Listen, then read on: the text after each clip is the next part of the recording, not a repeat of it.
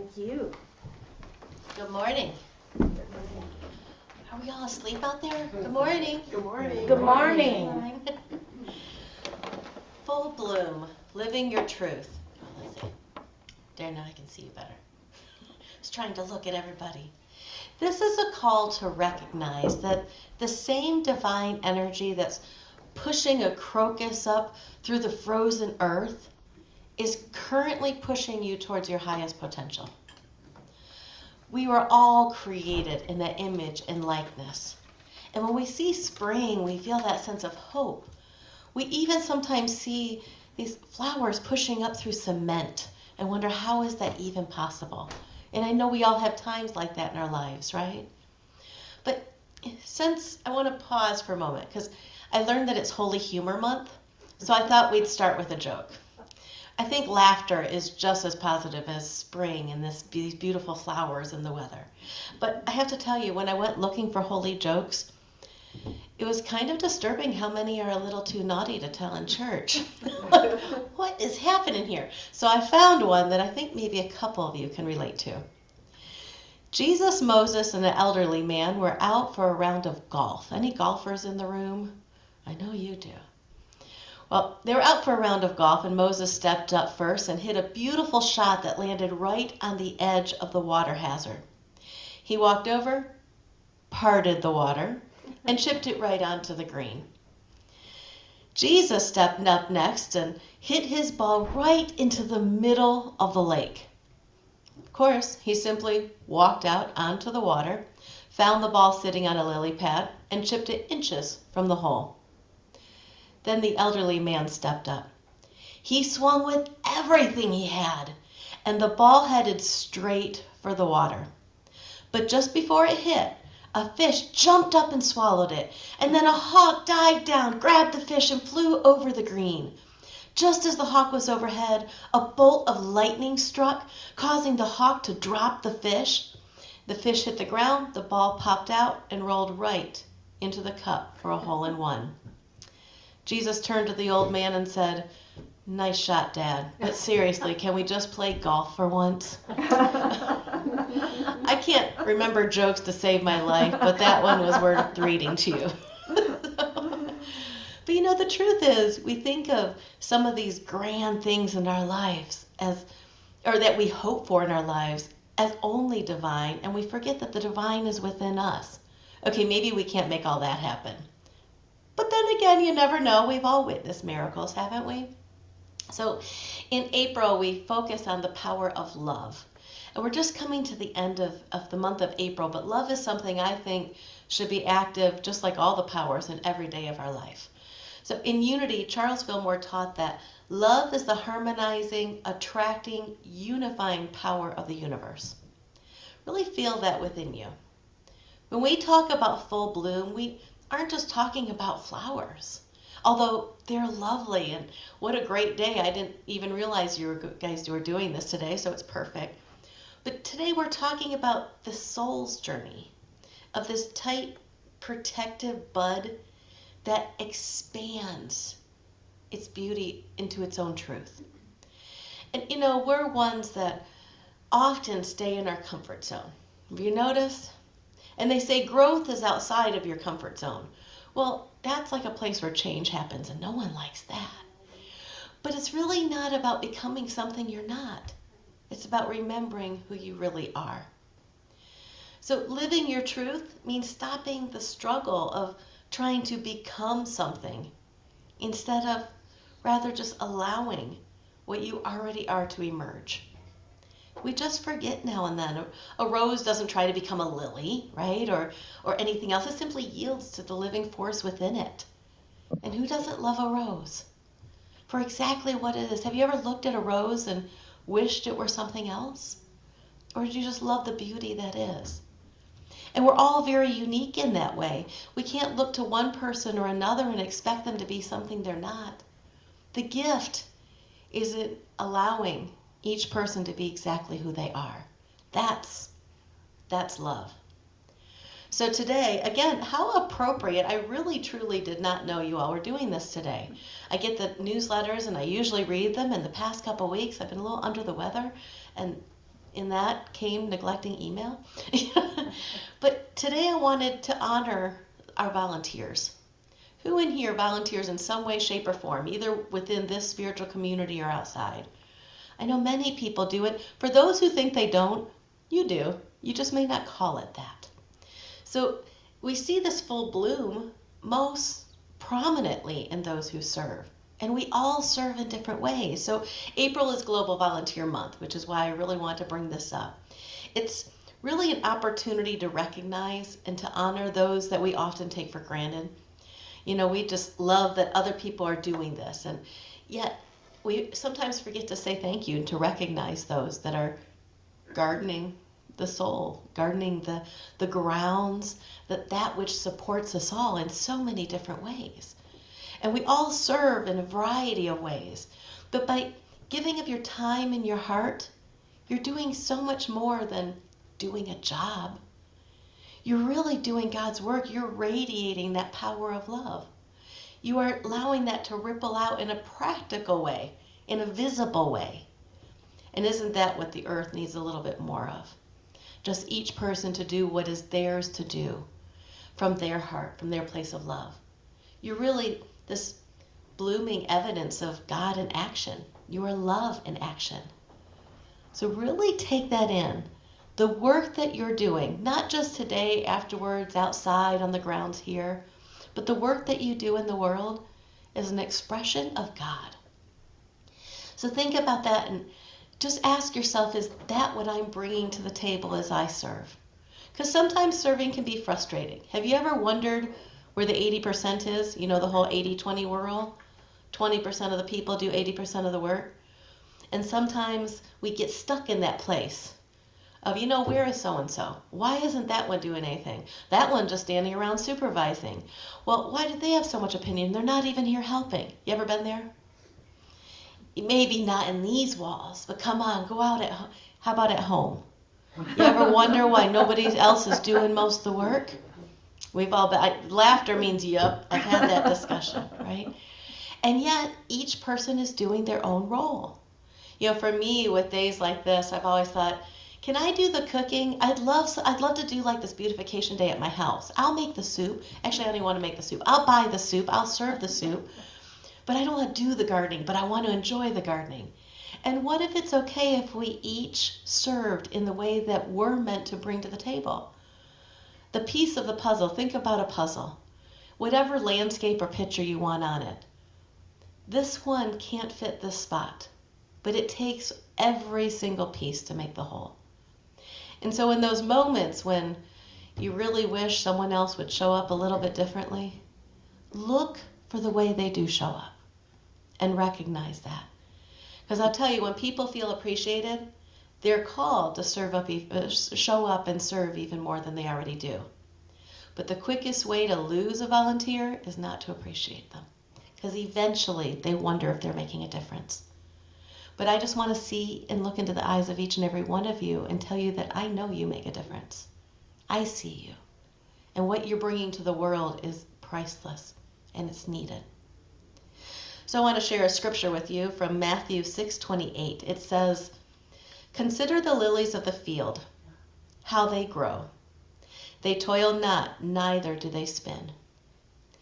Now, metaphysically, the lilies represent divine ideas.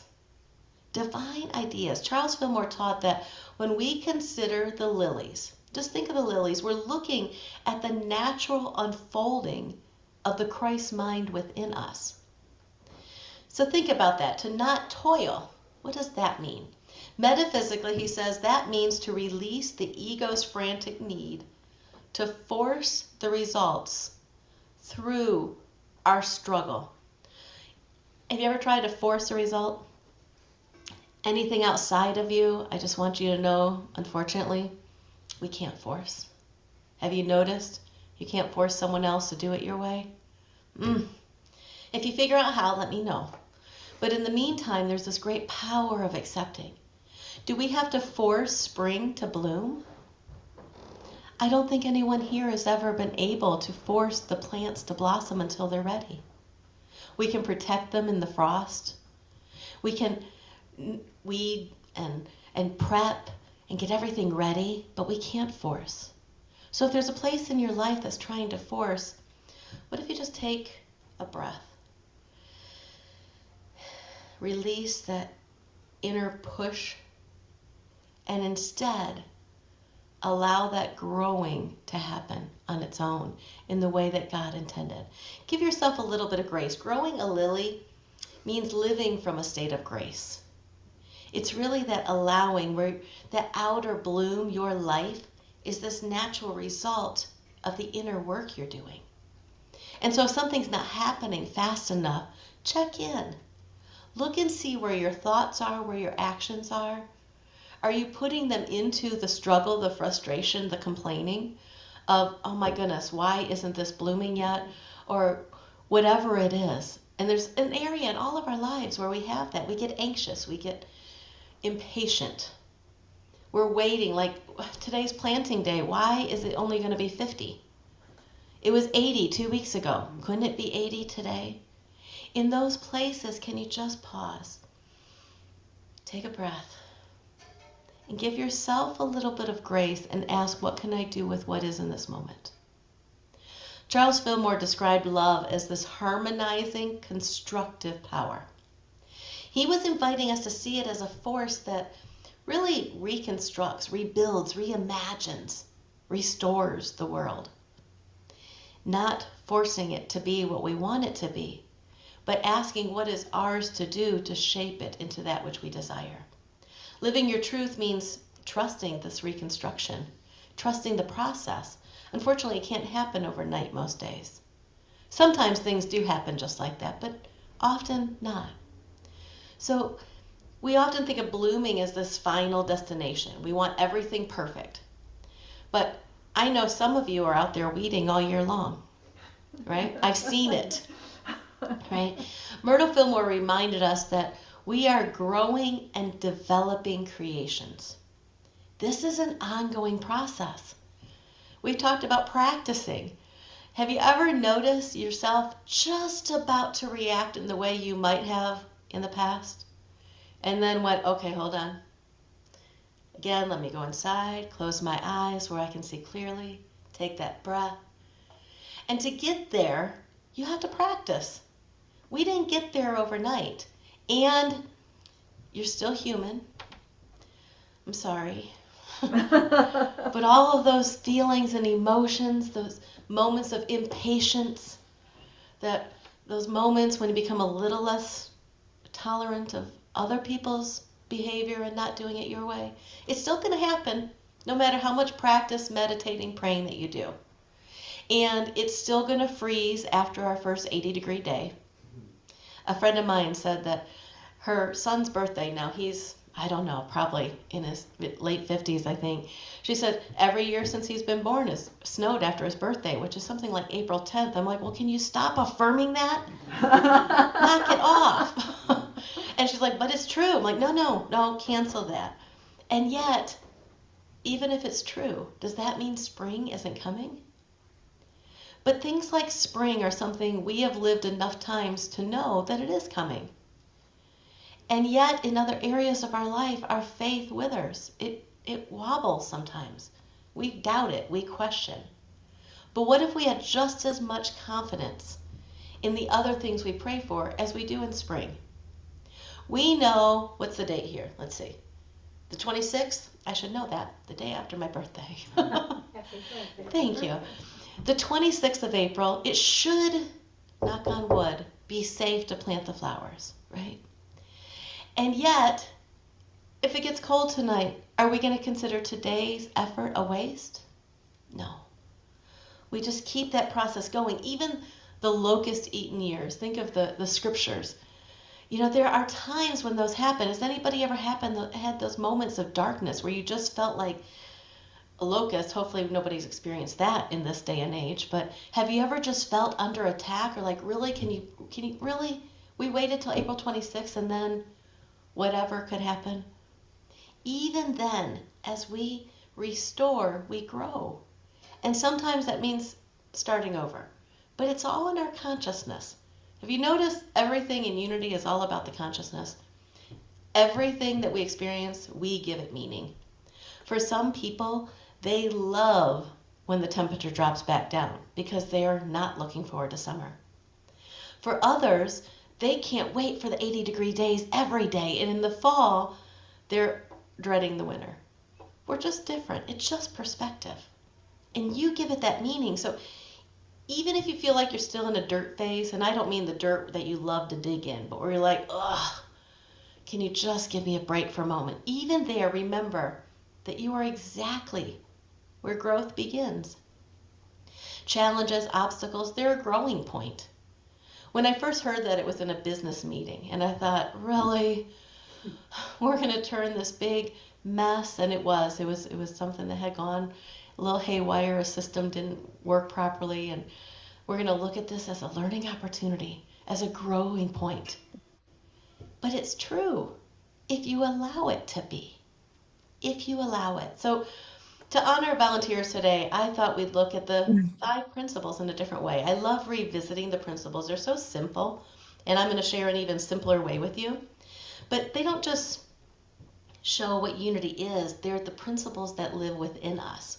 It's not just what this, the building and the spiritual tools we use teach.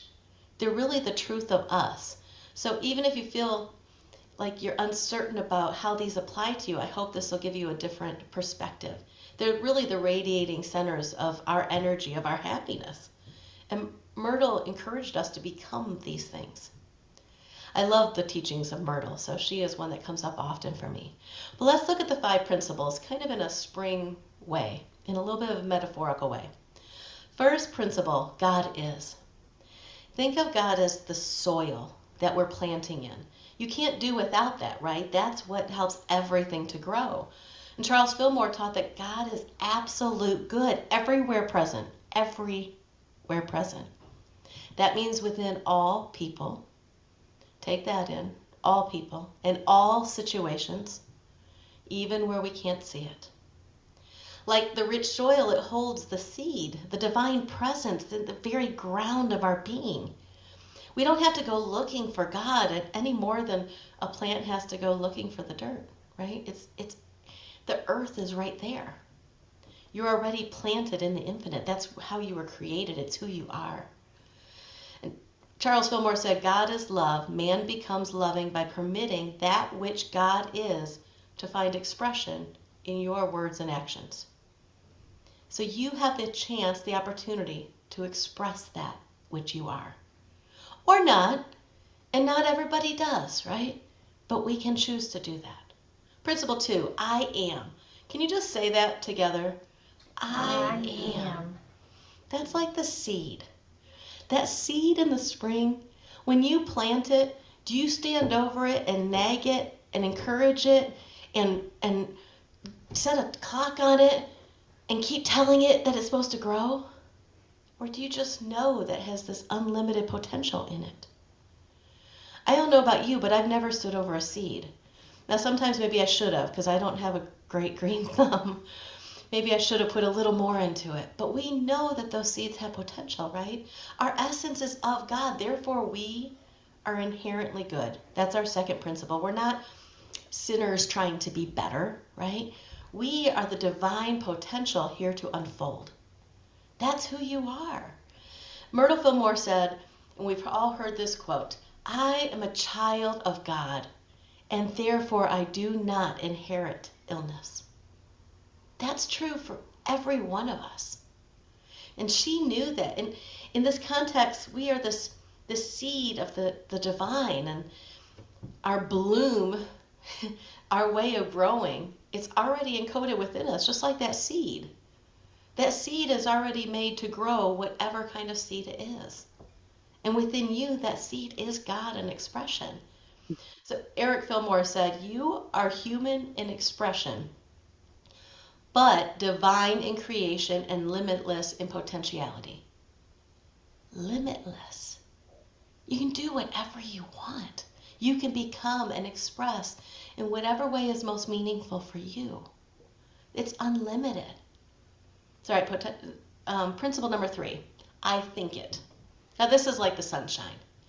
We create our reality through thoughts held in mind, right? You've heard that many times within these walls. So if you don't like what's around you, check in with how you're thinking. This is about minding our mind. And we are really good at minding other people's, but we don't often check in enough. We just talked about that. How do we check in with ourselves? So if you think about our thoughts like sunshine, they dictate which way our life leans. Like the flowers, they lean towards the sun. So if you are in a place of always noticing what's wrong and complaining and telling everybody else about it, we all know someone, right, where they tell their complaints to every human who will listen. What do they notice more of? They notice more of what makes them unhappy. But if you focus a little bit more on the good instead of the lack, lack, we wilt, we feel our energy drained, but if we focus on love, the harmonizing power, right, that attracts it to us, we turn toward that light and we attract more and we notice more of it. Have you ever noticed that happy people, positive people tend to come in a group? It's because that's what they attract. It's what they draw to them because it's what they put out. Now, the light often attracts those who want more of it as well. But really check in and notice, what are you drawing to you? Eric Butterworth said, don't go through life, grow through life. Wow, we grow by changing what we think. And that starts with clearing the clutter. It's spring cleaning time, right? I find, yes, there's plenty of clutter in the house to clear as well. Don't get me wrong. Don't we all have a closet with clothes that probably are overdue to release, or boxes in the basement that should have been unpacked, I don't know, for me 8 years ago? We all have that. But if we started with the clutter in our own mind, with those old limiting beliefs, those beliefs that we have to be perfect, that it all has to be done in a day, that we have to do all of this stuff, or whatever other limiting beliefs are within you, if we started there, the cleaning of the physical clutter would become even easier because we wouldn't be attached to it anymore. We'd release so much freer. I mean, when you go outside, do you wonder if the weed you're pulling, oh my goodness, what if it isn't a weed? Or do you just do the cleaning and trust that you are flowing as you're supposed to? If we just flowed a little bit more in our faith rather than our fears, it would be so much more freeing. It would be like truly the hope of the spring, rather than the fear that we so often hold ourselves captive with. All right, principle 4, I pray it. I pray it. That's like the water. Prayer and meditation aligns us with our spiritual nature. That's really the foundation of unity, if you ask me. That's where Charles and Myrtle started. Prayer is the spiritual oil that Myrtle Fillmore spoke of, which heals and binds our consciousness. It's our consciousness of God, that Christ's presence within us. It's that quiet time, right? The time that we toil not. But Myrtle said, let us pray that our faith holds out. So our practice is really to maintain our awareness of it. That's the practice, regardless of outer appearances that can sometimes distract us. And principle 5, I live it. That's that bloom, right? Knowing the truth is not enough. We must put it into action. That's the expression. If you didn't go out and clear up the garden, the bloom would still happen, but it'd be surrounded by maybe the garbage that collected or the weeds or the branches that collected over the winter, and it wouldn't be nearly as beautiful, right? This is where our volunteers shine. Really, they're that expression. To live the truth is to be the bloom, to offer that beauty to others, to clean it up. Service is love made visible. That's what you're here doing in this life, not just on this day. Eric Butterworth said, God can only do for you what he can do through you. Really take that in. So to live your truth is to recognize the full bloom isn't this future event to get to. And I love future events, right? I'm all about goal setting and aiming and reaching and growing towards. But it's in this moment, this present moment, when we commit to our own authenticity. When you align your thoughts with the power of love, as Charles Fillmore put it, he said, you stop trying to force your life to fit a certain mold and instead allow the Christ consciousness within you to direct your steps and direct your growth. You open yourself up. Living your truth means truly trusting that the unique gift, the fragrance, if you will, that you bring to this world is exactly what it's supposed to be, whether through service, through laughter, through an act of kindness, or even in silent prayer. Each of you brings something truly special to this world. So just allow yourself to take that steady presence in. Really hold that gift that you're giving in your heart and bless it, recognize it, honor it. Because sometimes we don't give ourselves that credit. And that's my invitation to you today, to really allow yourself to know that you are here making a difference.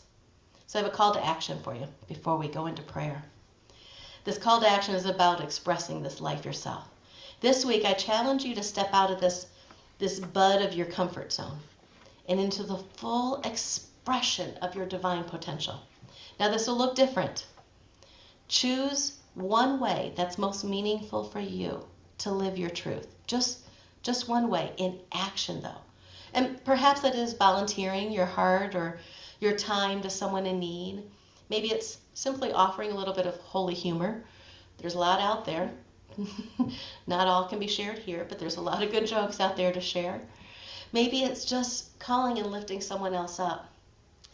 But whatever it is that you do, however you express your truth in this world, don't wait for the perfect condition to show up. This week, challenge yourself in one way. Maybe it's baking cookies and delivering them to a neighbor, or holding a door for someone, like the spring crocus and the flowers that bloom, even those that pop up through the cement. They don't wait until we tell them it's time to go. They do so right here. They bloom right where they're planted, and that's my invitation for you this week as well. Go forth, be bold, let this world see truly who you are, your magnificence, your beauty. I think we should break into song. This little light of mine, don't allow it to be hidden under. It would be really cool if somebody could read my mind and just play the songs that play. I can do that. You'll have to sing again. I think I'll be okay for the Lord. Hide it under a bushel? No. But truly, we so often shrink back because we're so busy in the doing. This week, I'm inviting you to mind your mind and decide consciously how you will express the divine within.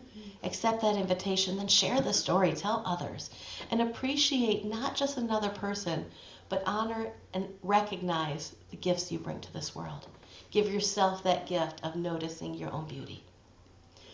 So now let's take that all into a closing meditation. And I invite you just first of all to shake off anything that no longer serves you. If there's anything lingering, whether it be tension or old thoughts or obstacles or excuses or all those things that show up in our human mind, just give yourself permission to shake them off, release them, set them aside. Close your eyes if you're comfortable, and then take a deep breath. And as you exhale, give yourself permission to release the rest. As you sit in this moment of stillness, feel the weight of Principle 1. You are supported by the soil of God. That is what you are.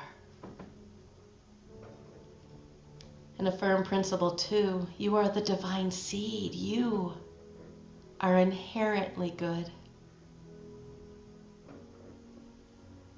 Let Principle 3, your thoughts be filled with the light of love. And drink deeply of Principle 4 as you breathe in the peace of this sanctuary.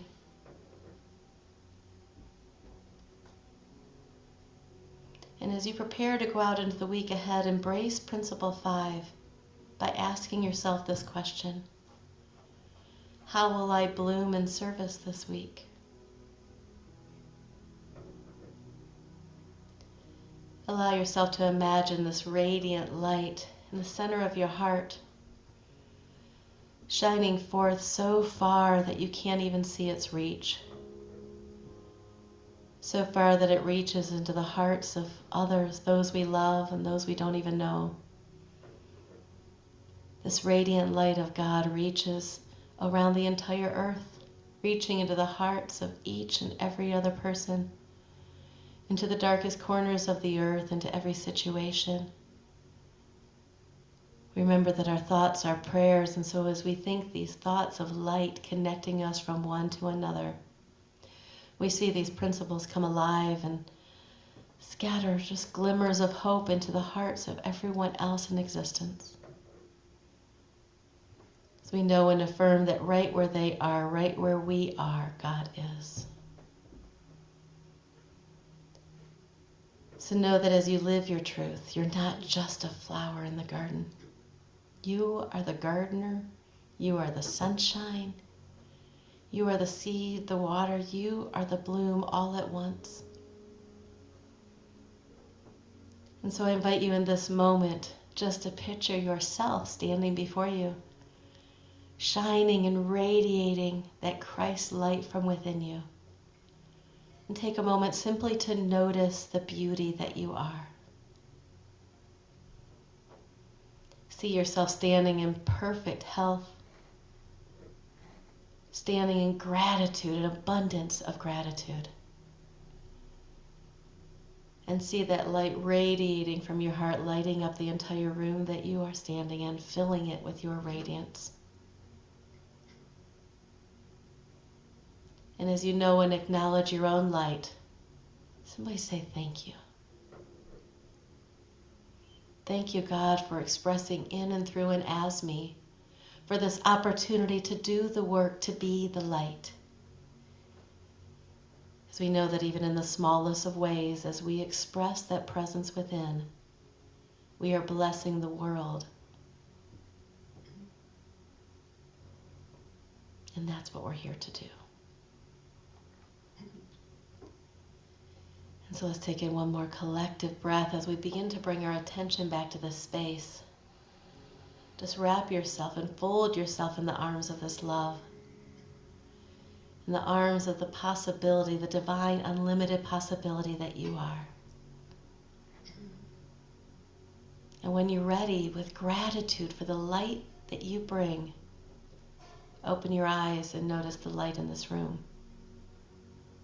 And just feel the presence of your love right here, right now. And so it is.